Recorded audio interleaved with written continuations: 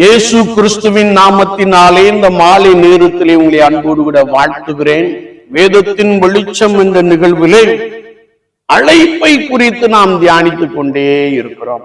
இன்றைக்கும் 2 நாளாகமத்தின் புஸ்தகம் 35ஆம் அதிகாரம் 2ஆம் வார்த்தையை நாம் வாசிக்கின்ற பொழுது, யோசியா ராஜா கர்த்தரை பின்பற்றினான், ஜனங்களும் கர்த்தரை பின்பற்ற வேண்டும் என்று கட்டளை கொடுத்தான். அதற்கு பின்பதாக ஆராதனைக்கு முக்கியத்துவம் கொடுத்தான் என்பதை இந்த 2 நாளாகமும் 35ஆம் அதிகாரம் 2ஆம் வசனத்திலே நாம் மிக தெளிவாக அறிந்து கொள்ள முடியும்.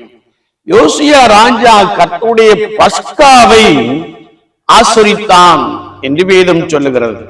எனவே அவன் இஸ்ரவேலிலே உபதேசிக்கிறவர்களையும் பரிசுத்தமாக்கப்பட்ட லேவியரையும் திட்டப்படுத்தி ஆராதனை செய்ய அவர்களுக்கு உதவியாய் காணப்பட்டான் என்பதை பரிசுத்த வேதாமத்திலே நாம் மிக ஆழமாக அறிந்து கொள்கிறோம். இன்றைக்கு நம்முடைய ஆராதனைகளை நாம் பார்க்கின்ற பொழுது ஆராதனையை அலட்சியம் பண்ணுகிற அநேகரை நாம் பார்க்க முடியும். ஒருவேளை ஆராதனை 9 மணிக்கு என்றால் அது 10 மணி வரைக்கும் வந்து கொண்டு இருக்கிற நபர்களை நாம் பார்க்கிறோம். அது மாத்திரமல்ல, ஆராதனைக்கு நம்மிலே சிலர் முக்கியத்துவம் கொடுப்பதில்லை. அநேகர் ஆராதனைக்கு முக்கியத்துவம் கொடுத்து கர்த்தருடைய பரிசுத்த சமூகத்திற்குள்ளே கடந்து வந்து ஆண்டவரை பரிசுத்தத்தோடு கூட நோக்கி பார்க்கிற ஒரு உன்னதமான அனுபவத்தை பெற்றிருக்கிறார்கள். ஆனால் சிலர் அதை அலட்சியப்படுத்துவதை நாம் பார்க்க முடியும். குறிப்பாக சில ஆலயங்களிலே காணிக்கை போட்டவுடனே வெளியேறுகிற ஒரு பெருங்கூட்டத்தை நாம் பார்க்க முடியும்.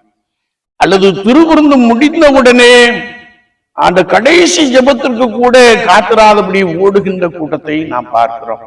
இது ஒழுங்கின்மை. ஒருவேளை இந்த யோசியா ராஜா கர்த்தருக்கென்று ஆராதனை செய்வதிலே மிகுந்த முக்கியத்துவம் கொடுத்தவனாக காணப்படுகிறான். எனவே உபதேசிக்கிற எல்லாரையும் அவன் அழைத்தான். ஒருவேளை பரிசுத்தமாக்கப்பட்டிருந்த லேவியர் எல்லாரையும் அழைத்து ஆராதனைக்கு முக்கியத்துவம் கொடுத்து அவர்களை ஆராதனை நடத்தும்படியான அந்த பெரிய கிருபையை அவர்கள் பெற்றிருந்தபடியினாலே அவர்களுக்கு உதவி செய்கிறவனாக காணப்பட்டான். என்னை கேட்டுக்கொண்டிருக்கிற என் அன்பு சகோதரனே, சகோதரியே, நான் கர்த்தருடைய சமூகத்திற்கு கடந்து போகின்ற நேரமெல்லாம் மெய்யாகவே கர்த்தருக்கென்று நாம் ஆராதனை செய்கிற ஒரு நபராக காணப்படுகிறோமா? கர்த்தராகிய இயேசு கிறிஸ்துவை உண்மையிலே நாம் ஆராதிக்கின்ற ஒரு நபராய் காணப்படுகிறோமா? அல்லது உலக பிரகாரமான எதிர்பார்ப்போடு கூட கடந்து செல்கிற ஒரு நபராய் காணப்படுகிறோமா?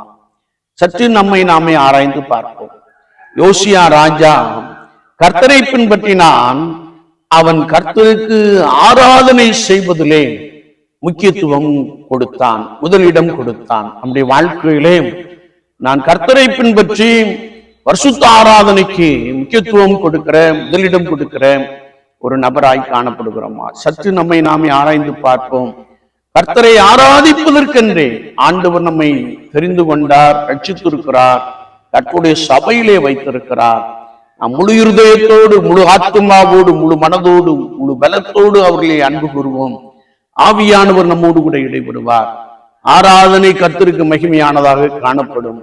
ஆராதனையில் தேவ ஆவியானவர் கடந்து வந்து நம்மை பலமாய் ஆசீர்வதிப்பார். ஆமென், ஆமென்.